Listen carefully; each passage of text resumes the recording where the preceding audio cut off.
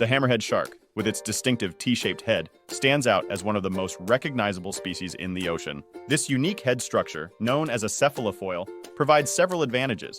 It enhances the shark's maneuverability, allows for a broader range of vision with eyes positioned on either end, and increases the area of sensory organs that detect electric fields produced by prey. Found in warm waters worldwide, hammerhead sharks are known to travel in schools during the day and hunt solitarily at night. Their diet mainly consists of fish, squid, and crustaceans.